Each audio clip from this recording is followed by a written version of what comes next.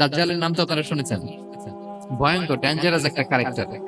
পৃথিবীর শুরু থেকে শেষ পর্যন্ত এর চেয়ে বড় ফিতনা আসেনি, আসবেও না। দাজ্জালের ফিতনা। সে আর এক চোখ থাকবে, আরেক চোখ এরকম বন্ধ থাকবে, এখানে লেখা থাকবে কাফারা। কোনোভাবেই তাকে দমানো যাবে না, হত্যা করা যাবে না। আল্লাহ নবী ঈসা আলাইহিস সালাম তাকে হত্যা করবেন।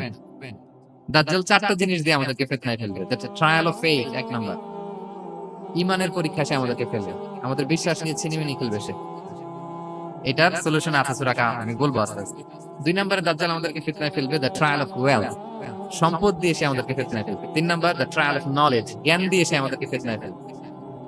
চার number the trial of power. ক্ষমতা দিয়ে সে আমাদেরকে ফিতনায় ফেলবে। দাজ্জাল চারটা জিনিস দিয়ে আমাদেরকে পরীক্ষায় ফেলবে। কয়টা? এক হচ্ছে ইমানি পরীক্ষা, দুই হচ্ছে সম্পদ দিয়ে পরীক্ষা, তিন হচ্ছে জ্ঞান দিয়ে পরীক্ষা, চার হচ্ছে ক্ষমতা দিয়ে পরীক্ষা। সে ইমানের পরীক্ষায় আমাদেরকে ফেলবে। সে এসে বলবে আমি তোমার রব, এবং এটা প্রমাণ করার জন্য যা যা দরকার আল্লাহ তাআলা তাকে সব দিবেন।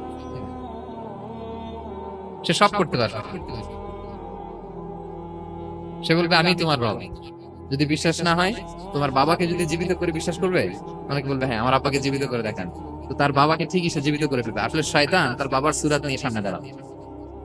আরে তাই তো, এটাই তো আমার বাবা, এটাই তো আমার দাদা। মানুষ ফিতনায় পড়ে যাবে, ইমানের ফিতনায়। সে ভাববে আসলে এটাই বোধহয় আমার রব, এবং তাকে এত ক্ষমতা দেওয়া হবে, তার ডান দিকে থাকবে জান্নাত, বাঁ দিকে জাহান্নাম। তার কাছে আল্লাহ এটা দিবেন। যে তার কথা শুনবে তাকে সে জান্নাতে ঢুকাবে, কিন্তু জান্নাতে ঢুকে সে জাহান্নামের শাস্তি ভোগ করবে। এটা তার বাইরের মানুষ বুঝবে না, অ্যাপারেন্টলি এটা জান্নাত। আর যে তাকে মানবে না, তাকে সে জাহান্নামে ফেলবে, কিন্তু জাহান্নামে ঢুকলেও সে জান্নাতের নাজ নেয়ামত ভোগ করবে। তাহলে এই যে ইমানের ফিতনায় সে ফেলে দিবে আমাদেরকে।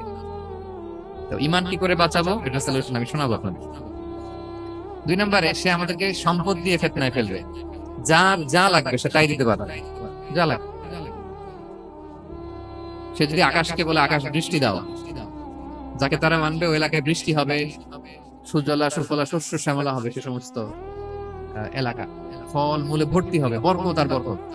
আর যে এলাকার লোকেরা, জনপদের লোকেরা তাকে মানবে না, সে বলবে ওখানে বৃষ্টি হবে না, হবেও না। ওখানে খরা, দুর্ভিক্ষ, মাটি ফেটে চলছি, মানুষ না খেয়ে মরবে, মহামারী, দুর্ভিক্ষ দেখা দেবে। তখন বিশ্ববাসী মনে করবে এটাই বোধহয় আমাদের রব। তার মানে সম্পদ দিয়ে ফিতনায় ফেলে দেবে। তিন নাম্বার হচ্ছে নলেজ। তার জ্ঞানের কাছে গোটা বিশ্ব হার মানুষ। পূর্বের পরের যত জ্ঞান আছে সব আল্লাহ তাকে দিবে। ইলমুল আউয়ালিন ওয়াল আখিরিন। এমন কোন প্রশ্ন নেই যেটা দিয়ে তাকে আটকানো যায়। যাই জিজ্ঞেস করবেন সব জানতা, সব বলে দেয়।